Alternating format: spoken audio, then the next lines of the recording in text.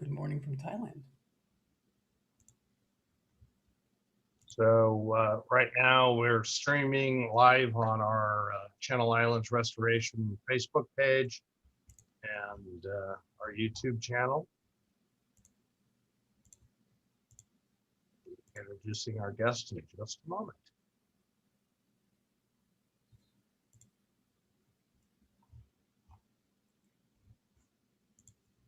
So obviously, as you come on, we're recording this for archival purposes. Your video and audio will be muted. We do want to take your questions, so feel free to type them into the chat with a Q&A, and we'll save them up for the end. So we find that people get caught up in the meetings or in the webinars and kind of forget to write their questions. So don't do that. Feel free to jump in early on, and we'll kind of lump them together, especially if somebody asks a question, or several people ask questions. So of the same topic. Hi, everyone. I'm Ken Owen. I'm Executive Director of Channel Islands Restoration. And today in our environmental experts, this month in our environmental experts webinar, we will be talking with Dr. Patrick Gonzalez. He will be doing a presentation for us. He is the principal climate change scientist at the U.S. Park Service. For those who do not know, Channel Islands Restoration is a 501c3 nonprofit organization, NGO as they're often called. We are a habitat restoration contractor. So we do contracts as a way of fulfilling our mission to save habitat. We do environmental consulting, including restoration plans, vegetation assessments, and we do environmental education. Work with over 3,400 kids on the Channel Islands and over 10,000 individuals, adults. So this, of course, is part of our environmental education. So we've had a monthly webinar series actually starting in January. So this is number 7 for us. And we've picked a lot of interesting topics. Some are of general interest to anybody who could find these webinars. And yet most of them are really about the Channel Islands. So it's of interest to most people here in Southern California. And some of them are about projects that are happening in our own backyard. And tonight we'll be hearing from, as I said, Dr. Patrick Gonzalez. And I just lost his bio. Hold on one second, guys. Guys, disappearing bios. He's a forest ecologist and climate change scientist.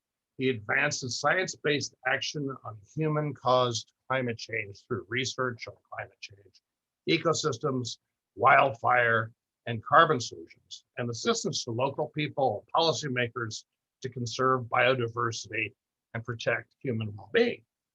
Dr. Gonzalez has conducted field research in Africa, Latin America, and the US. He's published in Science, the Proceedings of the National Academy of Science, and other journals. And he contributed science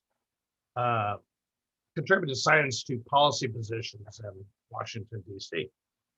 He has also assisted field managers and local people in 25 countries and 269 U.S. national parks. He has stood publicly for scientific integrity, yay, and broadened public understanding of climate change, and 122 published articles on his research in the New York Times and other media. Dr. Gonzalez has served as a lead author for 4 reports of the Intergovernmental Panel on Climate Change, the science panel that was awarded a share of the 2007 Nobel Peace Prize. It is my honor that such a distinguished guest is joining us tonight, particularly since he is obviously very busy saving the planet, but he managed to fit us in tonight. And so it's my pleasure to introduce Dr. Patrick Gonzalez. I'll stop the share and let you take it over.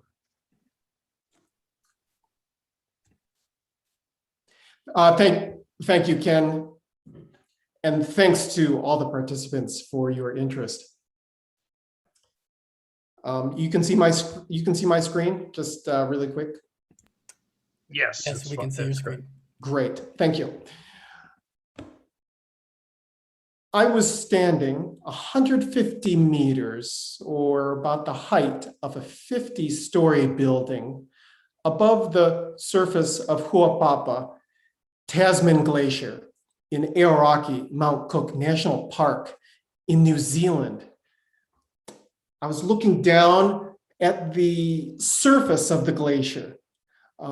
Right next to me, along the granite walls, were scratches where the glacier had been, because in a century, it had melted 160 meters, or more than the height of a 50-story building. And I was looking down at the surface, which was actually black and covered with the gravel of the glacial drift. Published research in Aoraki Mount Cook National Park had found that anthropogenic climate change, human-caused climate change, had melted that glacier that height. That glacier is actually connected to a place that's very close to all of you, since you work in the Channel Islands, and it's a place in this photograph here, because the water from that glacier melted, ran into the South Pacific Ocean, and increased the volume of the oceans enough, together with the melting of other glaciers around the world, to raise sea level about this much, about 10 centimeters in a century there in Southern California. So emissions from cars, power plants, other human sources caused a major change there. And today I'm going to be talking about the science of that and other major changes in the Channel Islands and Southern California in these 5 sections, starting with the human cause of climate change. Because, first of all, a lot of the information that's specific to Channel Islands, you'll be able to find in this technical report. If you go down to my webpage there. Also, I'll be presenting a lot of my own published research, and you'll find that on my webpage. More broadly, the authoritative scientific information on climate change internationally is from the IPCC, and for the United States, from the National Climate Assessment. And of course, the Channel Islands reach all the way down to Baja. And so the Instituto Nacional de Ecología also offers scientific information on climate change in Mexico. The human cause of climate change is important because it points us to the solutions.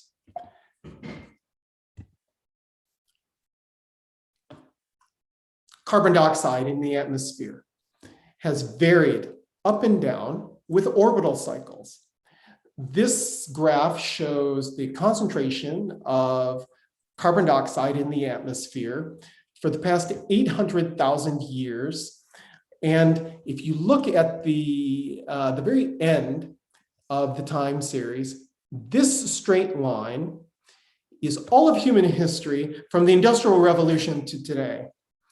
And so atmospheric carbon dioxide has risen to its highest level in over 800,000 years, far above the natural range of variation. And this is because cars, power plants, deforestation, and other human sources have been pumping twice as much carbon into the atmosphere as forests, soils, and oceans can naturally absorb. So this is the carbon budget for 2019, and human sources pump over 11.5 billion tons into the atmosphere, but naturally ecosystems can only pull out half of that. So the rest accumulates in the atmosphere, and it's that fundamental imbalance that causes climate change. Consequently, temperature has increased to its hottest level in at least 800 years. And actually, new data is coming, which will actually push that back quite a bit. The Intergovernmental Panel on Climate Change, as Ken mentioned, is the international science panel, which produces the authoritative assessments of climate change and greenhouse gases, and for which it was awarded a share of the 2000 Nobel Peace Prize. And I served as a lead author on 4 reports of the IPCC. The IPCC conducted an analysis of all the potential natural and human factors that could have caused that warming. And this graph actually shows everything on one common scale called radiative forcing. But the bars that go to the right show a heating influence, and the bars that go to the left show a cooling influence. And this red bar is all of the heating since the Industrial Revolution, 1750. And the results show that human activities have caused 98% of the observed heating, a robust scientific result that human activities cause climate change. All credible scientists recognize this scientific conclusion. The increased heat of climate change then it's equivalent to one of those old incandescent bulbs, a 100-watt light bulb, burning over every square meter on Earth, day and night, every day of the year, continuously. That's a lot of heat.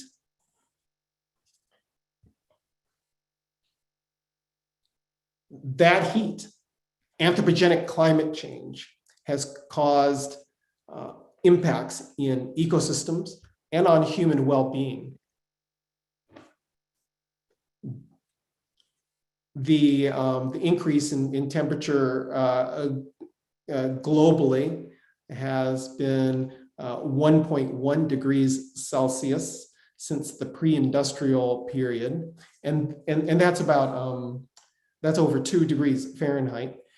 This map shows the spatial distribution of the heating across the United States, and this is from published research from colleagues and me. And the darkest oranges are an increase of temperature of over 2.5 degrees Celsius. So that's that's nearly 5 degrees Fahrenheit.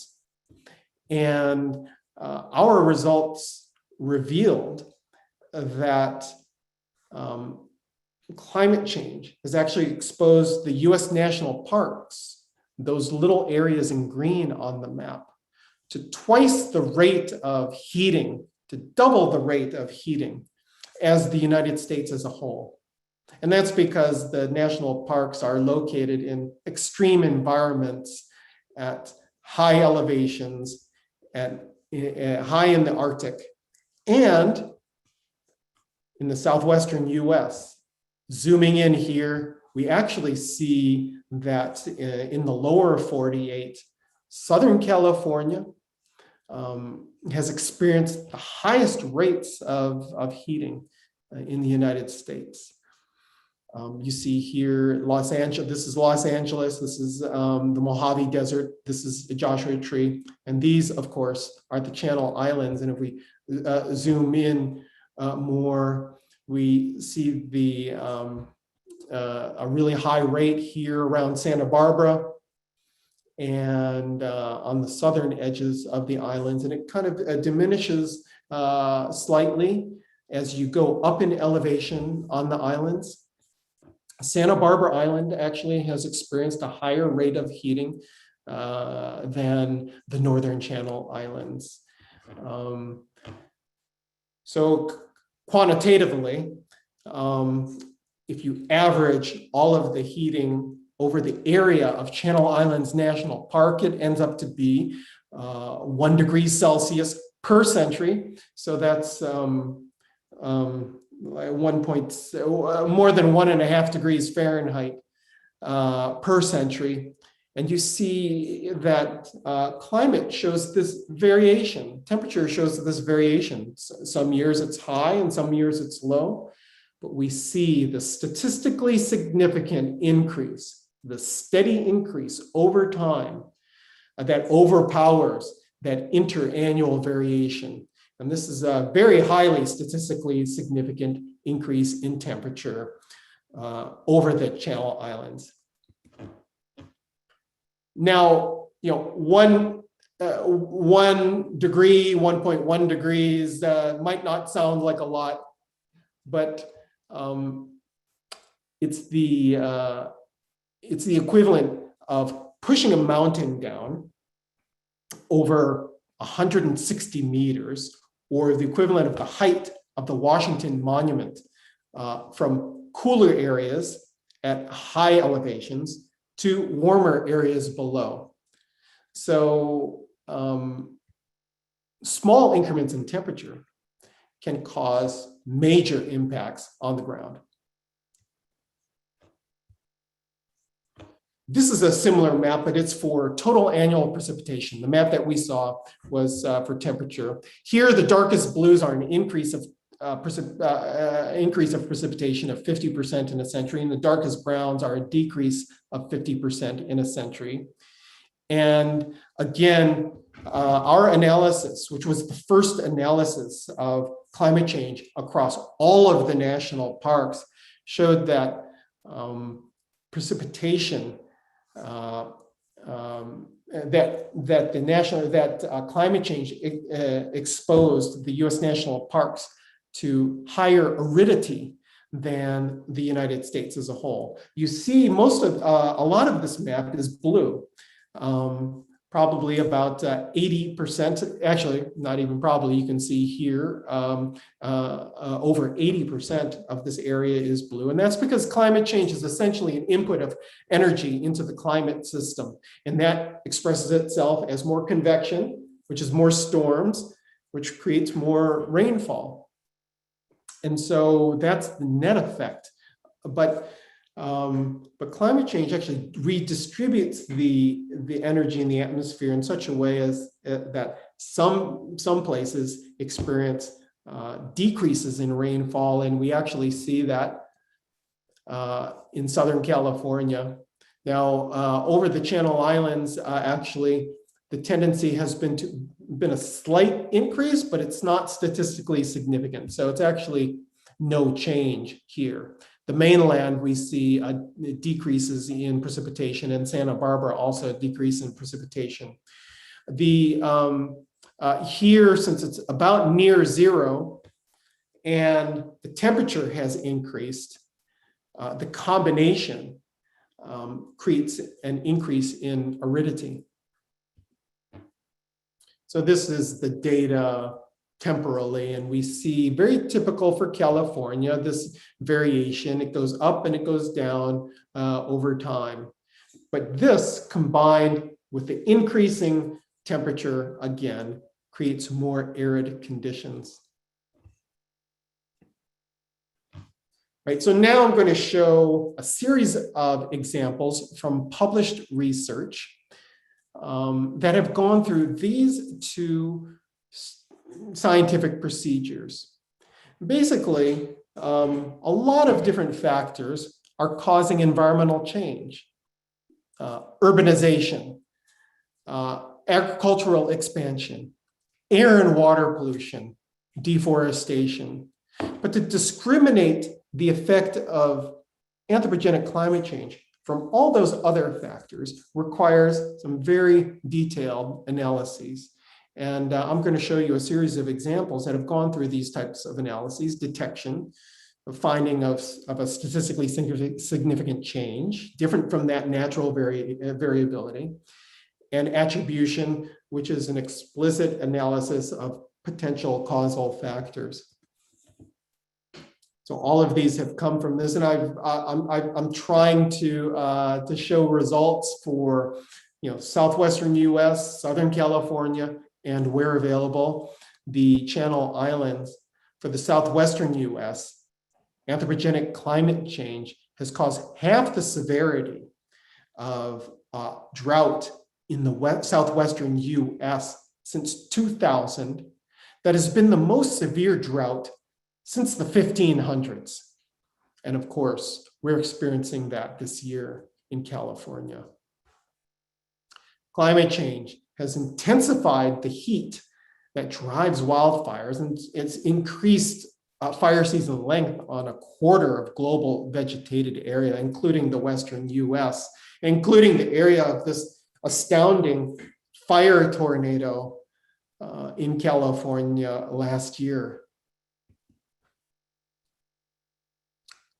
Wildfire is a natural and necessary part of many ecosystems, including Southern California chaparral and conifer forests.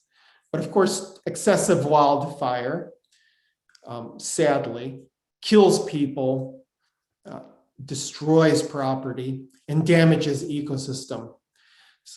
Climate change has doubled the area burned by wildfire above natural levels. So this yellow is the natural levels. The orange is the additional wildfire due to climate change, doubled since 1984.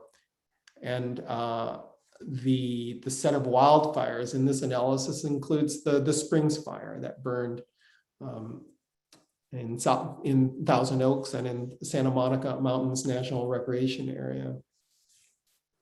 One of the secondary effects of this is a release of carbon from the vegetation into the atmosphere. And colleagues and I analyzed for the first time the content of carbon across all ecosystems in California and the change over time. California is one of the few jurisdictions in the world with mandatory greenhouse gas reductions. Assembly Bill 32, AB 32. As part of that, California inventories greenhouse gas emissions every year. But up until our research, it wasn't known whether California ecosystems were a net emitter of carbon, or were they pulling out more carbon than they emitted. Our research showed that the area of growth, which is green, and you see green here, was very much outweighed by the areas of decreased carbon.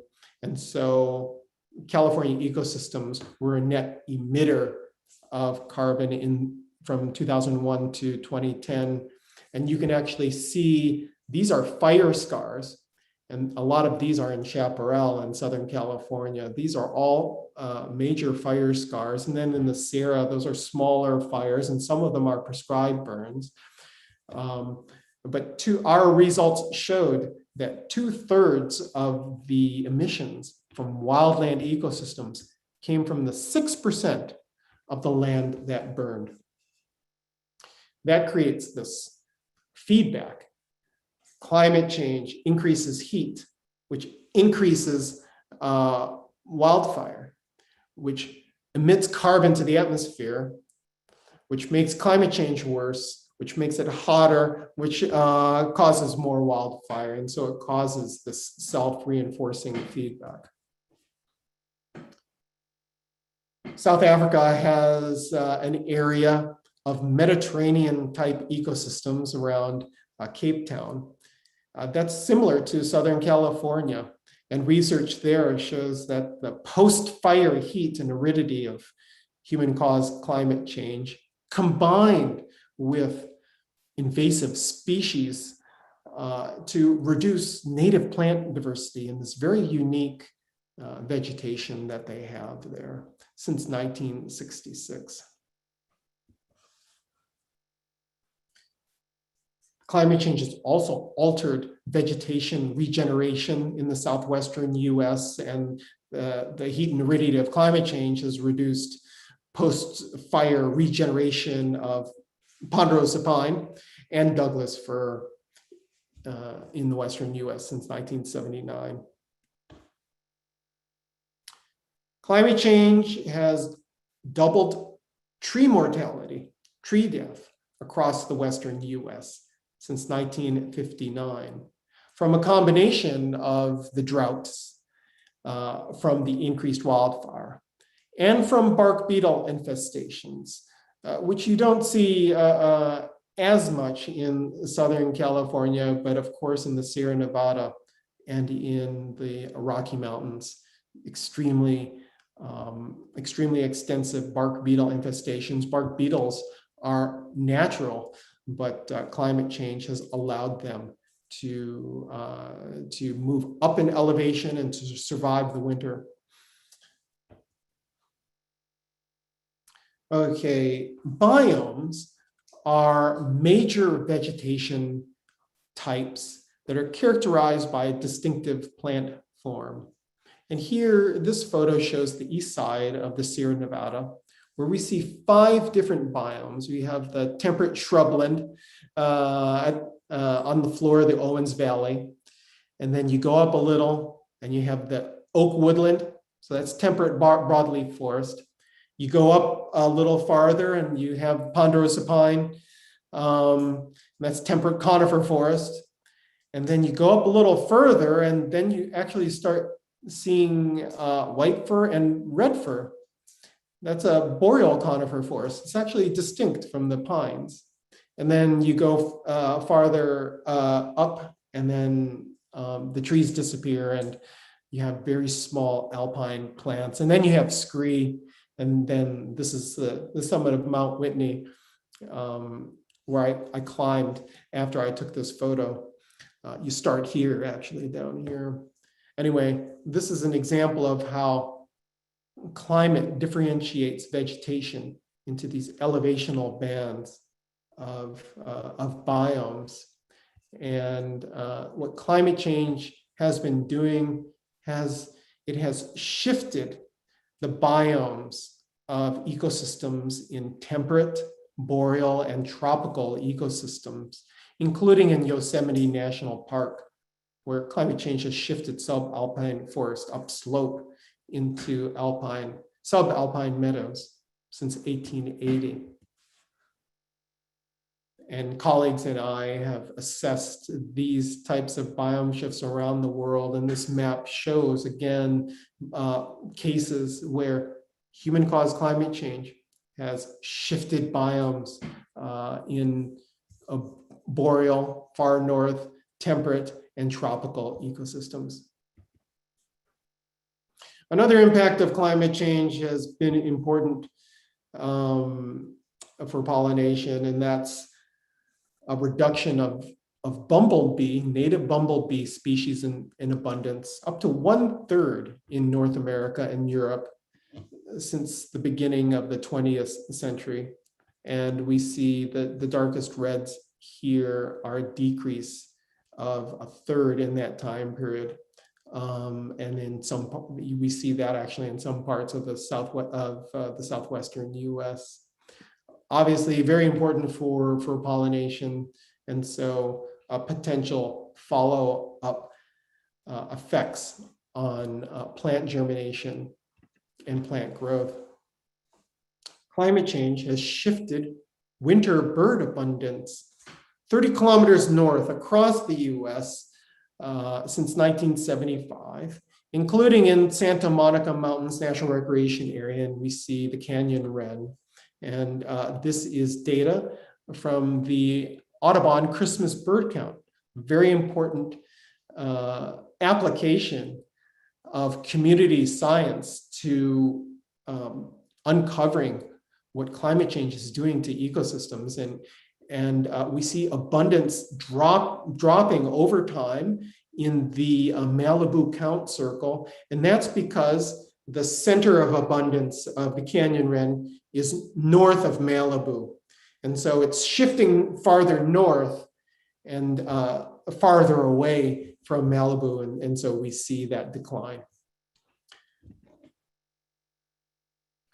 In my introduction, I spoke about Huapapa Tasman Glacier, and here, this is the scene that I was describing. And anthropogenic climate change has been melting glaciers around the world. And of course, the connection there to Southern California is sea level rise. And the closest sea level rise gauge is at the end of this pier over here in the port of Los Angeles. And you can see over a century, this steady increase of sea level from two sources. Again, the ice that's on land melts, goes into the ocean, but ocean water, all water, when it warms, it expands. So it's those two sources that have caused sea level rise.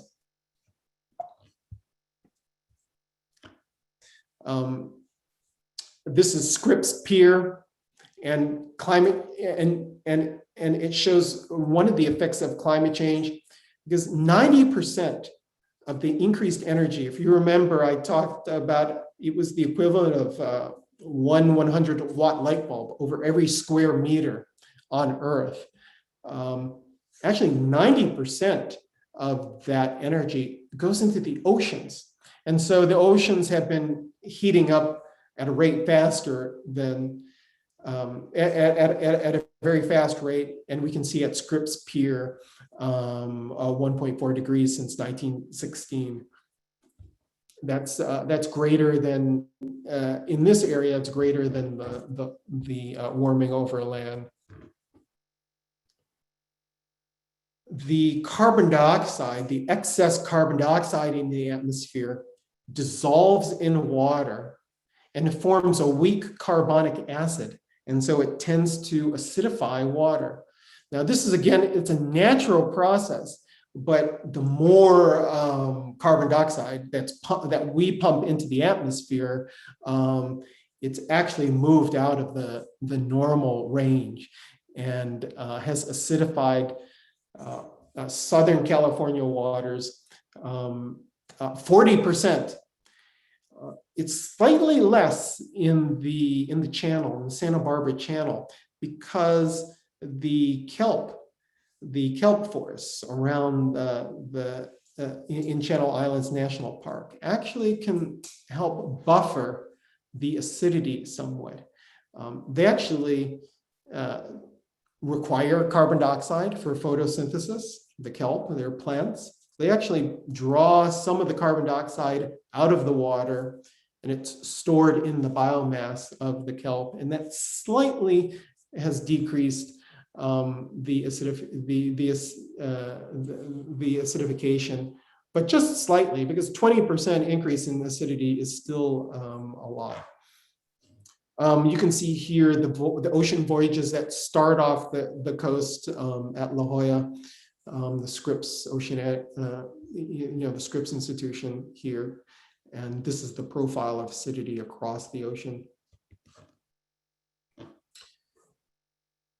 Water, when it warms, also holds less oxygen. So climate change has reduced the oxygen content of the oceans, and in the Pacific, about 2%, which is important for marine life, like this.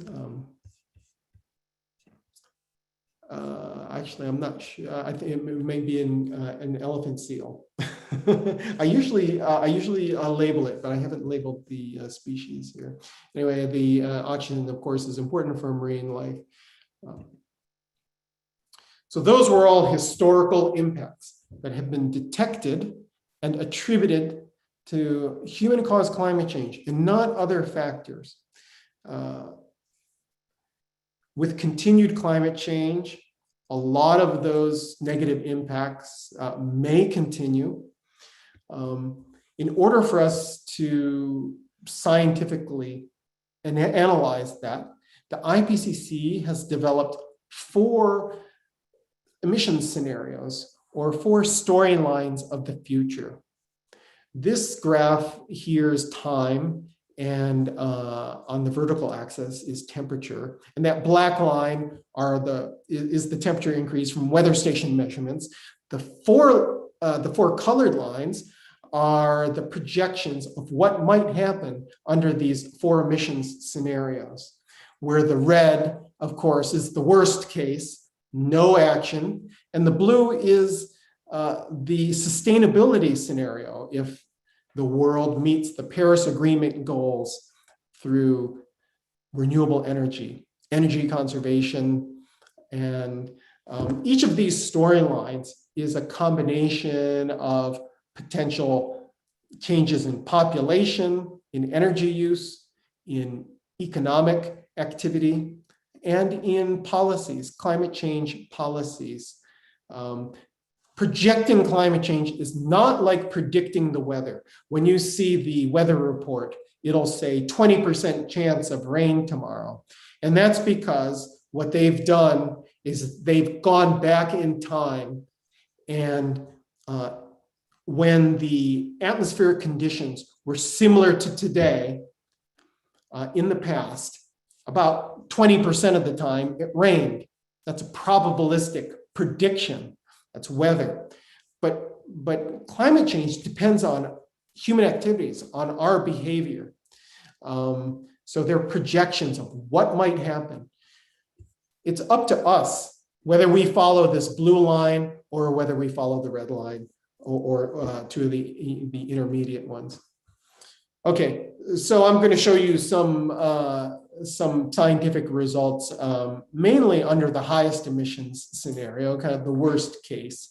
And we see here under the worst case, temperature going up as high as 10 degrees Celsius on the North Slope of Alaska. That's 16 degrees Fahrenheit.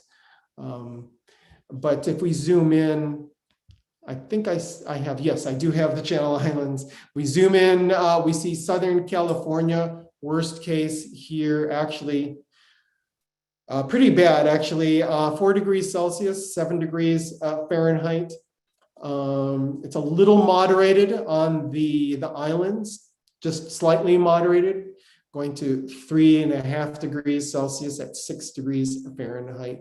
And again, Anacapa and Santa Barbara, they always tend to have a higher temperature than the other Northern Channel Islands. Kind of looking now at the data linearly like this. On the horizontal axis here, we have the months of the year, and on the vertical axis is temperature. Blue is 1895. It's the start of the historic period of the time series. Black is the end of the historic period, 2010 in this case. The green line is the Paris Agreement goal. That's the sustainable emission scenario, and the red line is the bad news. It's the doing nothing. Well, regrettably, what this shows, we see the hottest temperatures, of course, in August here, right here where my cursor is. And under the hottest emission scenario, we see that hottest temperature is reached in May. So under this, May becomes the new August. And then the highest of the high temperatures are way up here beyond the normal averages of the current period. That was temperature. This is precipitation. And we see here, again, as I mentioned, tendency for increased precipitation, except the closer you get to the equator in this hemisphere, the projections change into decreases of precipitation, these brown areas. Again, there's a slight increase projected for the Channel Islands, but but the temperature increases at a faster rate. So it's possible that the aridity could still increase, even if this precipitation, which is mainly rainfall in the winter, even if that increases, the heating effect of the increased temperature might overwhelm that. And this is a graph that presents 121 different projections for the area of Channel Islands National Park. And the point here is that each of these dots is one general circulation model of the atmosphere. And these four big dots are the four emissions scenarios. And basically, we see a lot of variation in the projections. But what we do see is potential increases, even if some of the models project increases in precipitation and some project decreases. Overwhelmingly, we have this projection of hotter conditions. Climate change, as we saw in the previous section, has been increasing. Climate extremes and under the hottest emission scenario, potentially up to 2 months more of hot temperatures. That's greater than 32, greater than 90. 2 months more of that. And then, those dry years alternating with these deluge years. So a rainstorm that might occur every 5 years, happening every 2 to 3 years. Okay, so climate change increases the drought risk in Southern and Baja California, up to 1% of the driest historical conditions.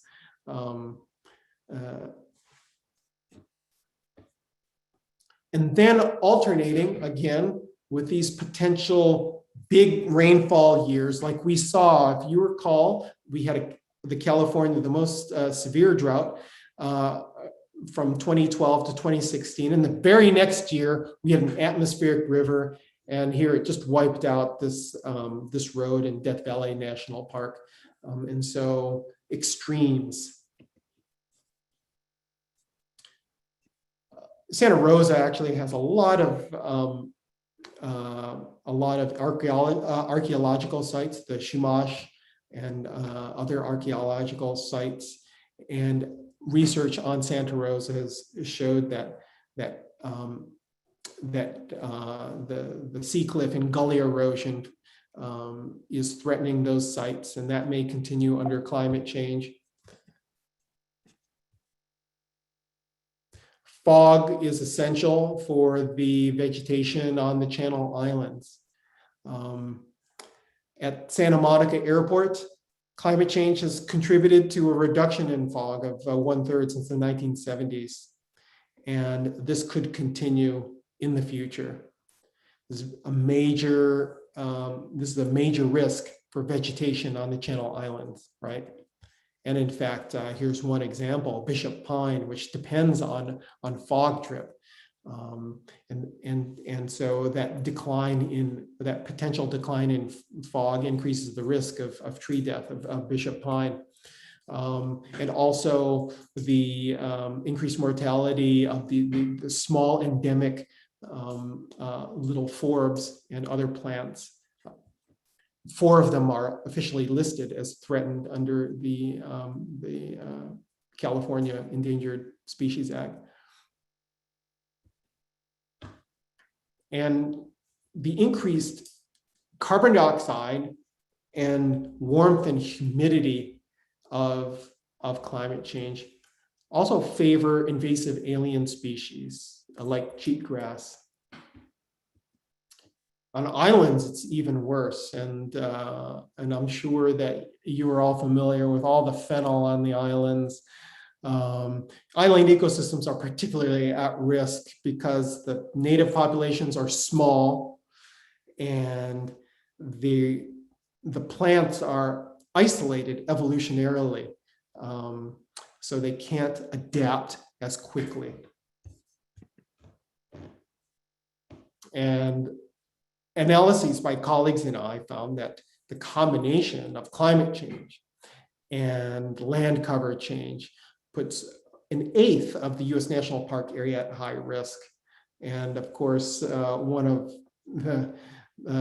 the major invasive species, ice plant, here pictured in Point Reyes. Climate change has increased wildfire, as you saw, and continued climate change could increase wildfire frequencies up to 50%, the dark brown areas in this upper map, across a third of global land. Now, on the islands, the potential for wildfire increases slightly. Of course, we don't see very many wildfires in the islands. This was a rare wildfire, the Santa Cruz fire. One of the major impacts of that in Chaparral is potential alteration of natural regeneration. And you know that Manzanita, like this, which is resprouted after the Springs fire, is naturally adapted to wildfire. You have these standard replacement fires and they resprout the next year. Well, with droughts more frequent, the risk is that post-fire drought could reduce regeneration, and that's a risk of conversion of the coastal scrub to grassland. Analyses by colleagues and I quantified and analyzed this risk around the world, and these are the biomes under today's climate, and these are the biomes under the worst case. So this is today, and this is with climate change. Today and with climate change, you see this potential massive shifting of biomes. 12% of the land area at high risk of biome shifts due to climate change. And then if you add in urbanization, agricultural expansion, and roads, it exacerbates that vulnerability to half of global area.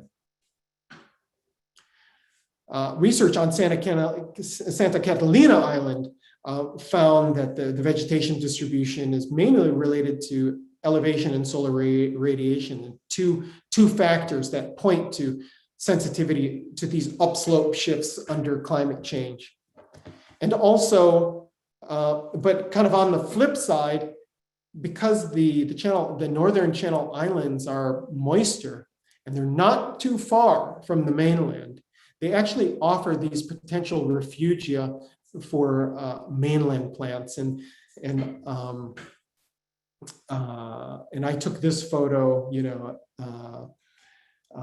in Santa Monica Mountains National Recreation Area, looking out towards the islands. Okay, so we have about 11 minutes left. I'm going to zoom through the rest of this. We do have some resource management options, and in chaparral and ecosystems with standard replacement fire regimes, that prescribed burning is not advised because that increases disturbance and invasive species. And so the adaptation measure under climate change is removing invasive species and mechanical removal of some vegetation to reduce the fuel loads. In Joshua Tree National Park, they've used published research to identify those refugia for Joshua Tree, and they're strictly conserving those refugia, protecting them from fire, and focusing their invasive species control on the refugia. A major policy shift in the Western US from this total fire suppression to proactive use of prescribed burning would actually reduce catastrophic wildfire on the mainland, reducing deaths and costs and carbon emissions. Something that's very pertinent to your work, your restoration work, is selection of plant seeds that are potentially more adapted to hotter, more arid conditions. And that means going out of your current seed zones. But that actually requires some very careful analysis, but this is one example of that in Utah. The fundamental solution to reducing the severe risks of climate change is cutting the carbon pollution from cars, power plants, and other human sources that causes climate change. So we've been talking about a lot of bad news, right? A lot of wildfire, biome shifts, a lot of bad news.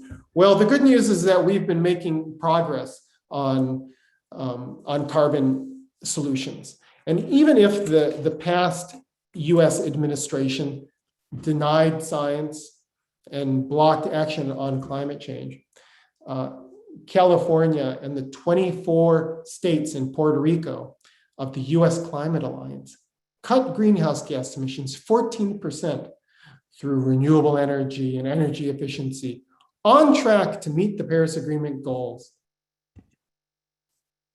California, we cut our greenhouse gas emissions below 1990 levels 4 years before the 2020 target through renewable energy, like this solar array in Yosemite National Park. Now, transportation produces more emissions than any other sector in the United States. So you can take action on climate change by walking, biking, or taking public transit, which analyses show just emit a fraction of the carbon of driving and actually produce a lot of other benefits as well, including for your health and for reducing air pollution. Forest conservation and conservation of vegetation in general is a natural carbon solution. And in California, we host the ecosystems with the highest amount of carbon of any ecosystem in the world per square on the ground, the coast redwood forests. The vegetation in the Channel Islands is part of this. The carbon is not as dense as in the forests, but we do have, especially on Santa Cruz Island, colleagues and I analyzed the changes. And this map, the map that I had shown you was the kind of the 2010 carbon. This map shows the change from 2001 to 2010. And the greens are increases and the browns are decreases. And very interesting here is a lot of green area on Santa Rosa because of the removal of the invasive animals and the restoration of native vegetation. We actually see here an increase of carbon on Santa Rosa Island. So it was a positive climate effect of that restoration. And the 27 national parks in California contain an amount of carbon equivalent to 1 year of carbon emissions from everybody in Los Angeles, Boston, Miami, all those cities there. 7 million people, that's a lot. But it's not a lot, actually, because it's only 1 year, and only 1 year, all 7 million people can burn off the equivalent of all the redwoods and all the sequoias and all the Joshua trees. So that shows that cutting emissions from fossil fuels is essential. The good news from the IPCC is that with current technologies and behavior, it is still possible with concerted global action to meet the Paris Agreement goals, to limit the heating of the Earth to 2 degrees or less. That really all depends on you. It depends on me. It depends on our individual actions. So I encourage you all. I live a car-free life. I encourage you all to do that, or even just try to, on 1 day of the week or a couple days of the week, bike instead of driving. But take these personal actions, and through that, you can help save ecosystems in the Channel Islands and around the world. Thank you.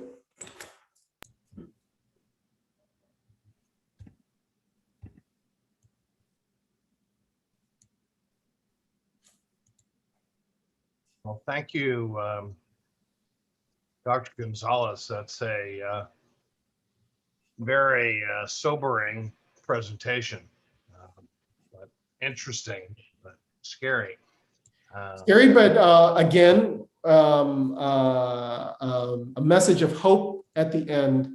There Again, is, yeah. it is still possible, and it's possible with individual action. So I really encourage you all to remember that and take that to heart. Absolutely. And in fact, I saved an earlier question before you got to that part of your presentation from Juliana W. Okay.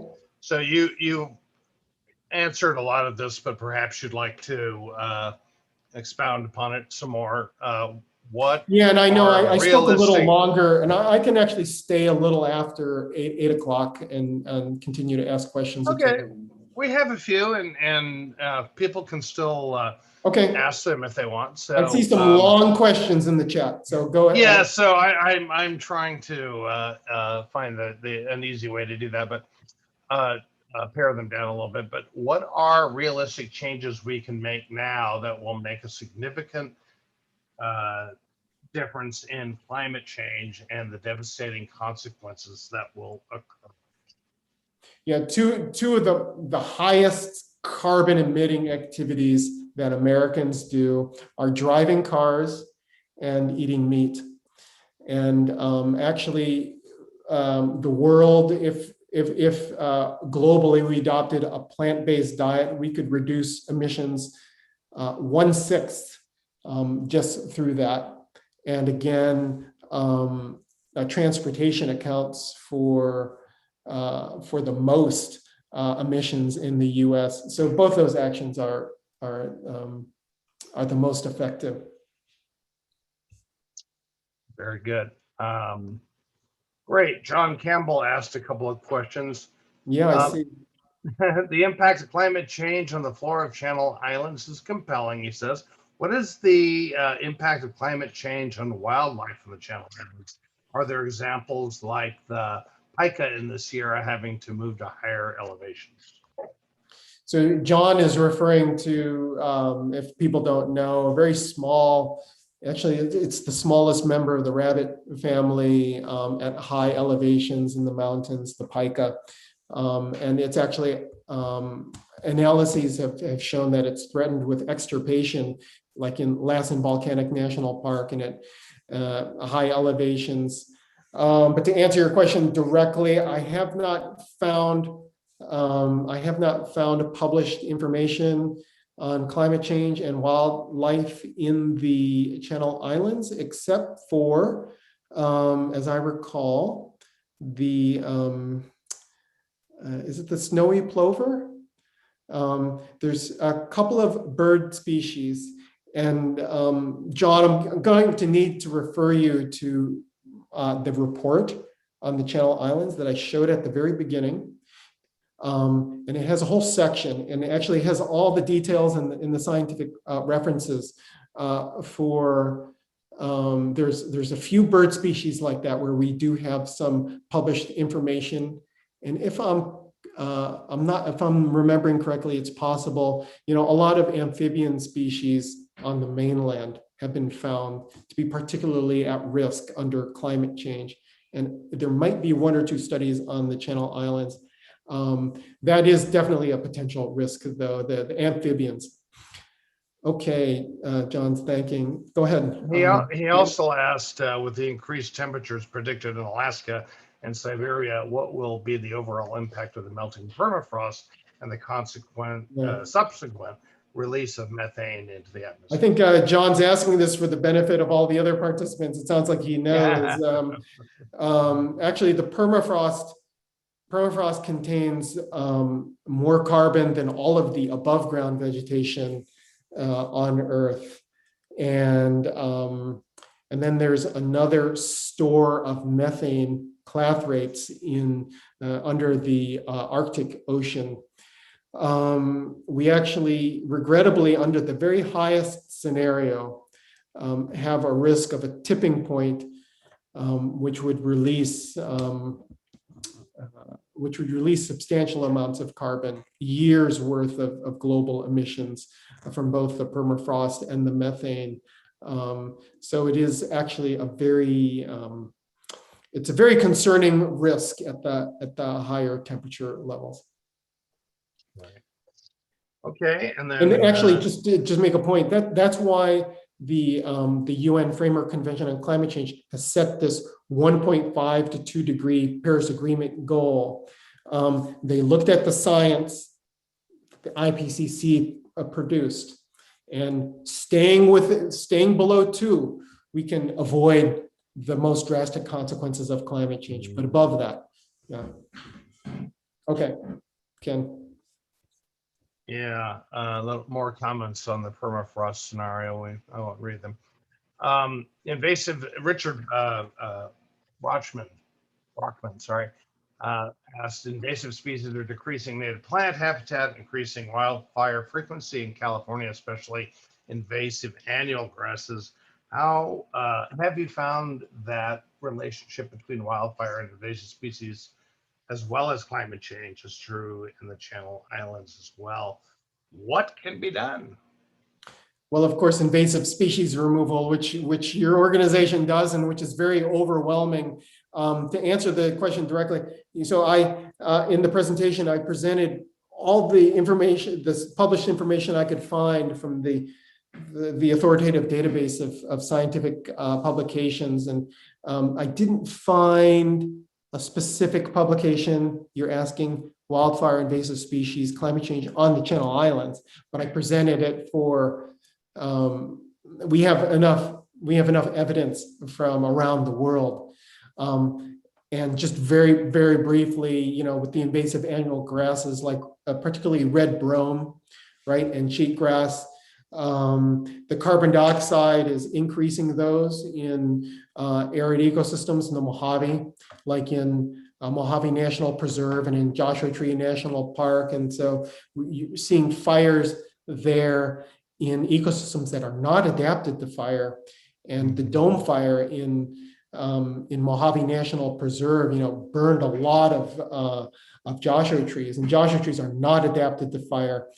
So that's a real risk.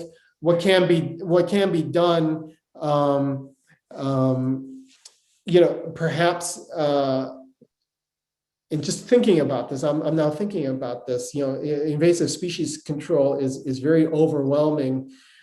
If the objective is to reduce wildfire risk, then attacking the annual grasses is the most effective. But if reestablishment of like forbs and other native plants is the objective, then like removing ice plant, right? Anyway, so it kind of depends on the objective. Just recently, we drove through the SEMA Dome. Oh my gosh! Preserve, and it's just miles of burnt, and most of the time on both sides. Little pockets here and there, and I'm a real Joshua Tree lover, so been wanting to get CIR involved in Joshua Tree restoration, trying to buy up some of the land that they're so quickly developing by Pear Blossom and places like that. Well, that's very interesting, and you might partner with the Mojave Land Trust. Yeah, they're the guys. I know they're really doing a great job. Yes.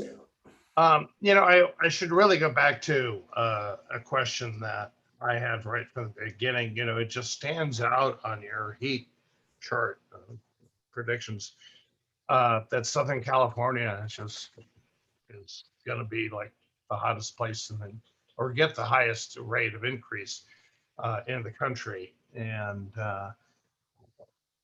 why somebody wants to know, is there such an increased average for our specific region? Do you know? For Southern California. Yeah. Well,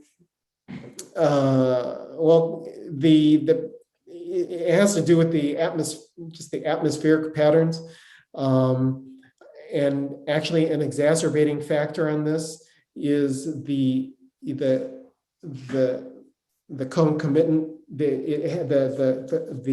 simultaneous decline in precipitation in much of the area. The rainfall has a cooling effect, and so it's a combination of kind of global patterns, but actually perhaps more importantly is the decline in rainfall reduce the cooling effect. And if you go to Joshua Tree National Park, I've actually analyzed the data for Joshua Tree, and I work with them a lot. There are some areas there where precipitation has declined 50% in a century.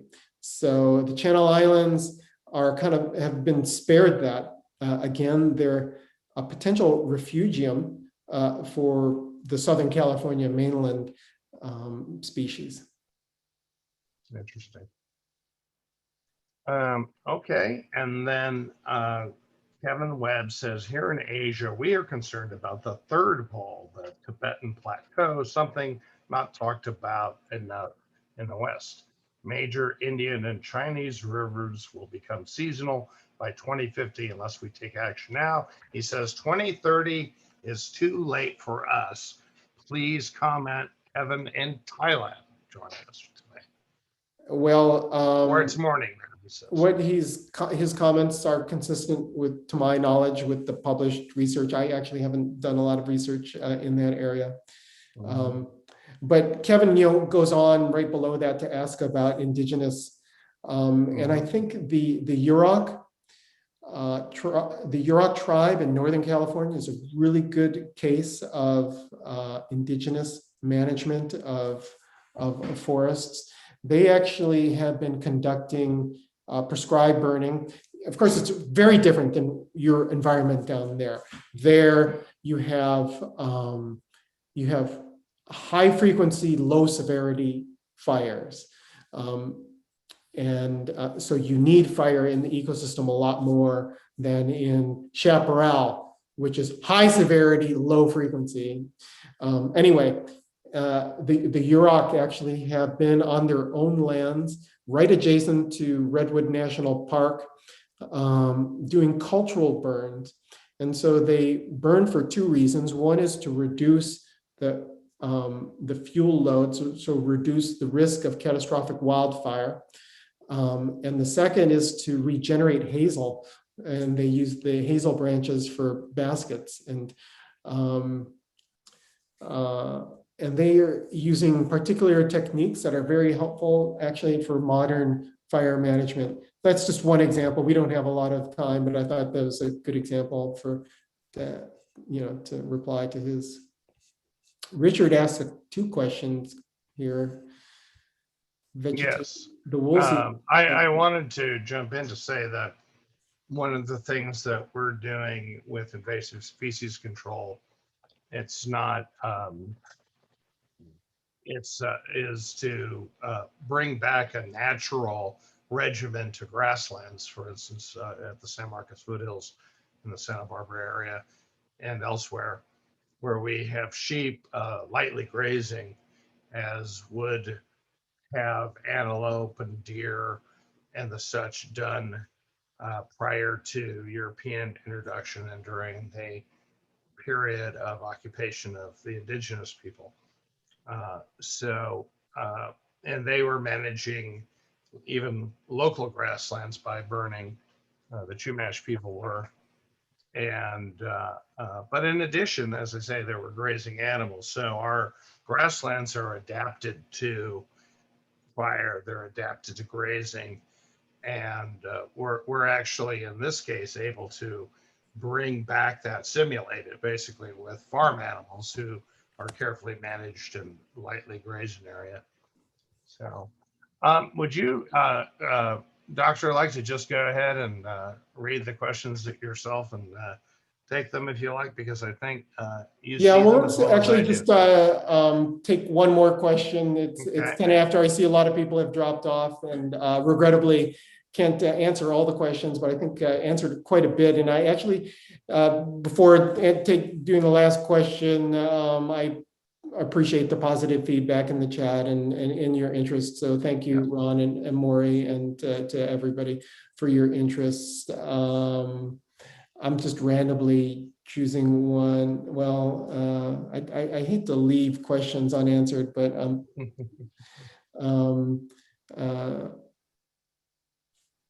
Michael has the most intense economic question, it seems like. And Richard is talking in many ways about his experience in the Santa Monica Mountains. Yeah, I don't know. And would it have made fires worse? Yeah, I'll answer. I'm sorry. I'll answer. Yeah, I'll answer this about wildfire since it's fire season. Richard asks. He asked about the Woolsey fire, which, if I'm remembering correctly, was in 2018. 2018. That sounds about right. Yeah. Yeah. So remember, I discussed detection and attribution, and I discussed some results for the Western United States. That included all the fires from 1984 to 2015. So it didn't include the Woolsey fire. It's very difficult to take one event to one fire and discriminate the causes of the one fire. So scientifically, it's a lot more robust to take a whole bunch of fires, because then we can compare all the different factors across a wider area, and the results are robust. That again, that anthropogenic climate change has doubled the area of wildfire in the Western U.S. above natural levels since 1984.